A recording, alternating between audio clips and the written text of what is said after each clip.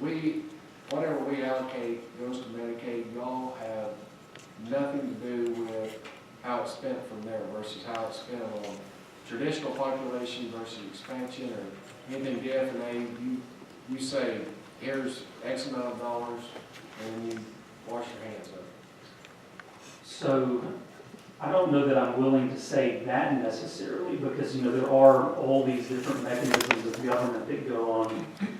And so, what I will say is when we allocate that as part of our balanced budget, we're allocating that to meet what we consider to be the overall general revenue funding need or state funding need for the agency or for the medical services, the Medicaid program.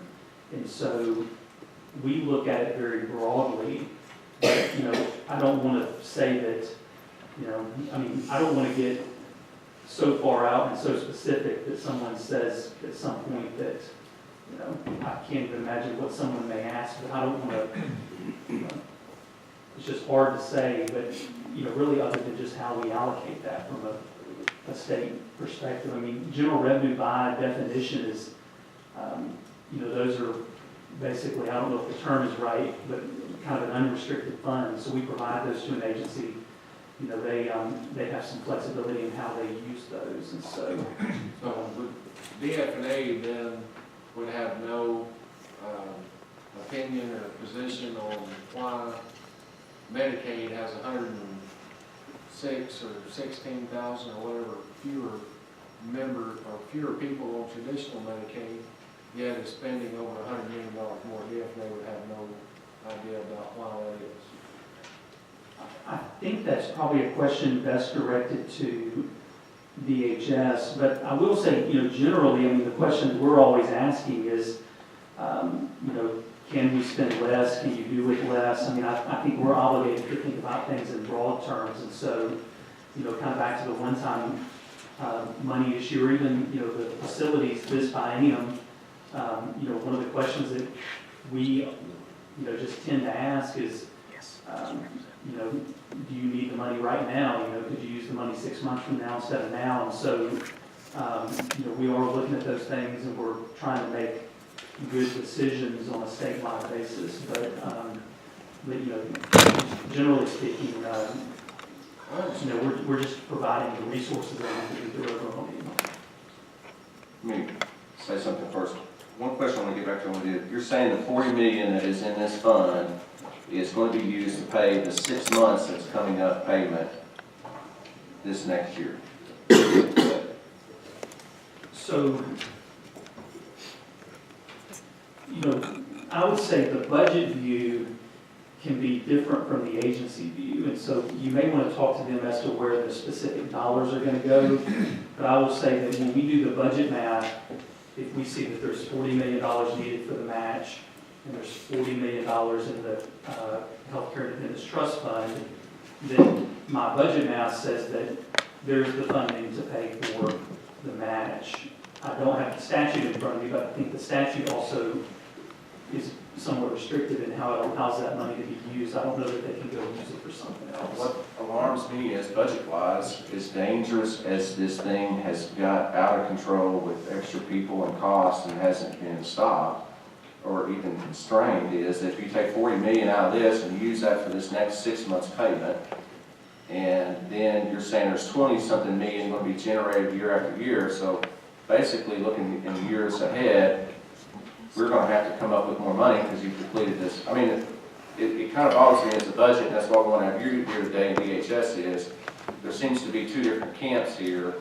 Instead of saying, I would think that you would come in and already have a plan and everything laid out, that, yeah, this amount is going to be paid, then next year the 20-something million is generated to pay, because that means that the next year we're going to be having less money come in to help make this better. So I would say that is the plan. When we present our balanced budget, we've laid out the plan for the next 2 years, and the final component, in my view, is plugging in the general revenue number, and in plugging in the general revenue number and the general improvement number, based on our view, we've provided the funds needed to meet the need of the agency. It is important to note that the governor has and all of us have, the governor has asked for, and I think legislators have asked for, but we've also incorporated in the budget around $50 million of savings, and those are savings that are going to have to be realized in order to, to actually materialize in a favorable way in the budget. Well, that's what's getting into the dangerous thing. I mean, you and I were in the legislation in 2013 when we kept hearing these promises. I remember the committee the whole day when they got down there and testified. We were going to roll back traditional Medicaid numbers by 35%. We were going to roll back traditional Medicaid spending by like 30%. Okay, that never materialized. Mr. Baird, if you look at this figure right here, this whole thing of the savings, what that's based on is this thing that gets everybody in trouble of, well, I was going to spend $20, but I only are going to spend $18, and I saved $2. Okay, so this thing of the savings thing, I've said multiple times and publicly, is misleading people. We are not saving money in traditional Medicaid. We are spending more than ever. If you look at 2013, we are spending $100 and something million more in traditional Medicaid than we did before expansion. We didn't roll back figures 35%. We didn't roll back Medicaid numbers 35%. We didn't roll back traditional Medicaid. If we roll back traditional Medicaid from 2013 to today, we should be spending around 650, 700 million. We're spending almost 980 million. So, I mean, this thing of savings is misleading people. You're saying today we are spending less in traditional Medicaid by savings than we spent pre-expansion? So I would defer to DHS on the specifics of their growth rates and some of those savings numbers, but I will say that, when we look at the budget overall, if we have trends, for example, if we have a trend at the Department of Correction that says we're going to have to allocate an additional $10 million a year to house inmates and build bed space, or maybe even more, 20 million, 30 million, and we're able to put reforms in place that bring that down to 5 or 6 million, I think that we have. You're not bringing anything down to traditional Medicaid. Look at the figures. We're spending more now than we did for pre-expansion. If we were going to roll back figures, this is the frustration on my part with what's happening with DFA, and there is checks and balances in this system where you're supposed to, if they're not meeting what they said they were going to do, I mean, Mr. Baird, right here's the figures. We're spending more in traditional Medicaid in general revenue than we did pre-expansion, but yet the numbers and everything that everybody told us that we were going to spend less. We're not, we're spending more.